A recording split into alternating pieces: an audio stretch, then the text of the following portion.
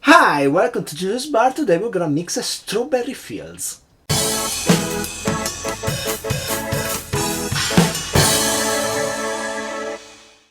So the strawberry fields was created by Trina Nishimura in 2014. I must say this lady is pretty amazing. Besides being an accomplished bartender and cocktail maker, she's also dubbing Japanese anime in English. Pretty cool. Anyway, let's get down to mix this drink, which is gonna feature strawberries and a lot of other ingredients, but only the vodka is alcoholic. Let's get down to it. So let's start with some lemon juice. I'm gonna need 15 milliliters. Sometimes I wonder why I even measure it. I'm always perfect. No, not really. Anyway, I already missed something. I should have started with strawberries. We're gonna eat 2 strawberries, but I have here some small pieces of strawberries and they're fairly small, so let me put 4 of these pieces. That should be about the amount that you would expect from 2 strawberries. Full, not chopped up.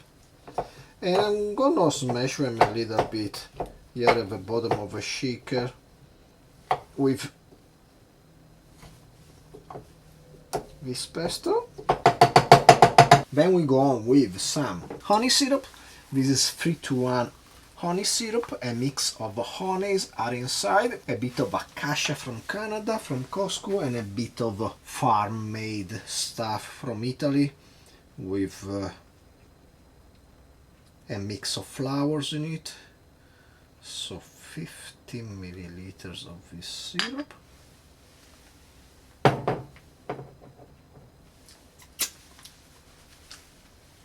Which is pretty delicious. The mixed flour honey from Italy gives it a bit more layer, complexity, a bit more flavor than the standard acacia plain honey. But let's go with the egg white. I'm gonna move here next to the sink. Let's see if we can separate white from red. Yes. And then let's finish with our only alcoholic ingredient, which is vodka. I'm gonna use this stolichnaya, which I need to finish to make some more space in my bar. And I'm gonna use 45 milliliters of this. I think this is a relatively good vodka with a bit of citrus, slight citrus flavor to it, which is not bad. Now I'm gonna get some ice, and then I'm gonna shake normally our cocktail. Then I'm gonna check it. If the foam, the white foam is weak, then I'm gonna proceed to dry shake it. Let's start with this. Normal shake.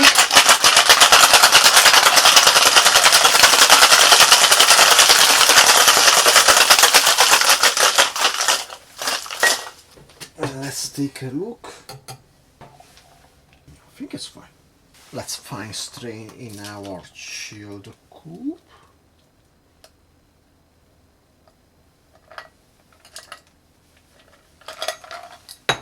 We are gonna need to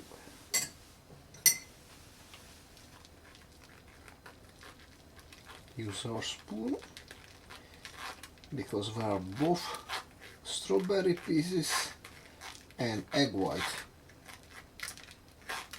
ingredients that have notoriously hard time passing through the fine strainer.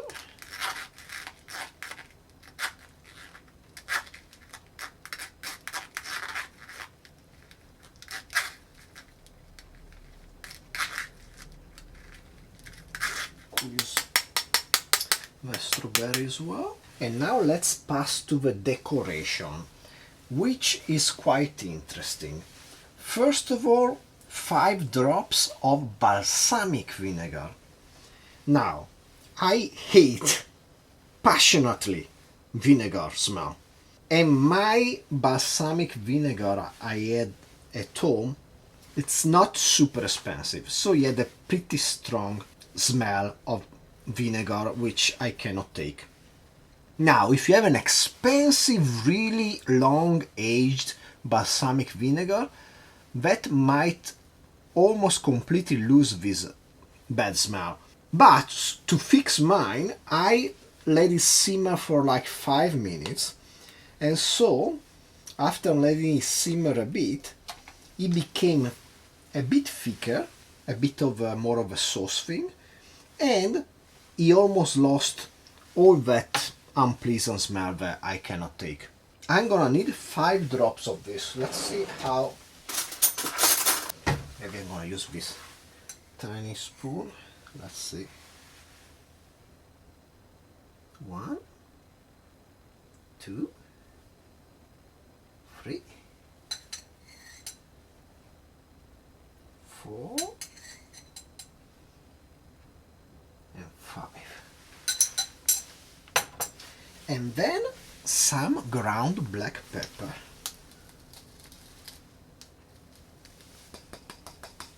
There you go. Also, 1 strawberry on the edge of the glass. Let's see if I have any decent strawberry here. Maybe this one. And there you go. A strawberry fields. Let's give this cocktail a try. Cheers. On the smell, I don't smell the vinegar. The smell is fragrant, and I think actually the balsamic vinegar balance out the egg white smell. So in that sense, it's already working out. But let's see on the taste. Wow, interesting. Nice. I think in the end the main flavor is the honey, probably because I use a bit stronger flavor honey. The vodka and the strawberries together, mixed like this, are fairly nuanced and fresh. I didn't get to the pepper and the vinegar yet though. Let's have one more sip. It's good.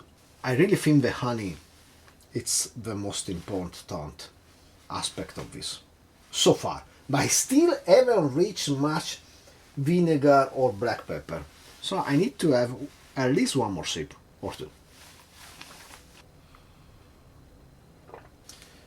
It's not vinegarish at all. I reached 1 of the 5 dots of vinegar, and maybe because I pre-boiled it and made it into a nice thicker sauce, you don't get any of the nasty vinegar smell. I'm really liking it so far.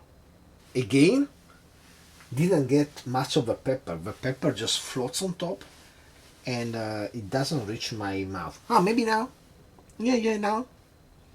Maybe a bit. I got a bit on my lip. But it's really good. But I'm gonna stay here with you until I finish it, so I can give you the impression on the last sip, which might be a bit different. Let's see. Now I got the pepper. But it's not bad. Last sip. Let's see if I get all this pepper and all this vinegar together, what's gonna happen.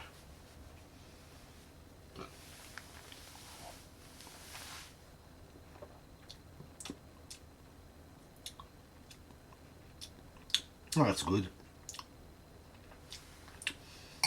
The pepper kicks in just a bit later. Now it starts to burn a bit, but it's not too bad. This is a good cocktail. One of the best use of vodka I ever tried, because I'm not a vodka fan, but this is a good cocktail. Well done. A bit complex, lots of ingredients, but everything worked out fine in the end. So if you enjoyed the video, please like, subscribe, comment down below, share with anybody you like and don't like. Shake yourself some interesting vinegarish or maybe not so vinegarish drinks. and hopefully I will see you next time. And I finish the drink. Cheers!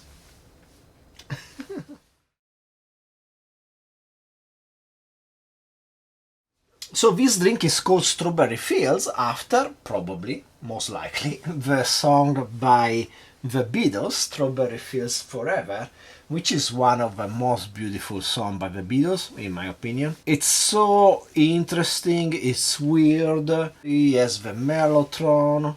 It's a mellotron, isn't it? The final version of the single is actually a mix of two completely different takes, spliced together. And yeah, it's another one of those amazing songs from the late period of the Beatles. I used to hate the Beatles with a passion. Then when I moved here in 2005, when I moved to Japan in 2005, I don't know how, maybe it was that time I went to karaoke and tried to sing All You Need Is Love, and I failed it, and I came back home and I searched what's interesting, what's weird about this song, All You Need Is Love. I thought it was just a plain song. And I found out so much about the Beatles, especially that their later production, starting from, let's say, Rubber Soul onward, especially from Revolver onward, it's great. They are great songs. Many I never heard. You might heard more often on the radio, Yesterday, My Michelle, I Wanna Hold Your Hand, but I never heard on the radio, on the TV, anywhere Strawberry Fields Forever in its entirety, which is awesome. I'm the Walrus, on the White Album. They did so much. And I could go on and talk for hours about the Beatles, but let me just focus on the fact that being basically at the beginning of pop music as we know it today, they did everything. They did so much in those 10 years they were together that everybody that came later was kind of screwed. It's kind of like the episode of South Park where they just say The Simpsons did it, because The Simpsons by that time had been on air so many years that then South Park kind of ran out of topics, and the same did Rick and Morty with South Park, and the same I heard the Daniels, the director of Everything Everywhere All at Once, had a problem with Rick and Morty, because coming after, you have the challenge of coming up with something new, and those that have been there a long time already tried everything. The Beatles were there not even 10 years, and they did everything. They did the first sampling, Tomorrow Never Knows, they and tape Trickery. They did first hard rock, hardcore punk song, Helter Skelter. They did the first doom metal song, I Want Her She's So Heavy. They played with polyrhythm.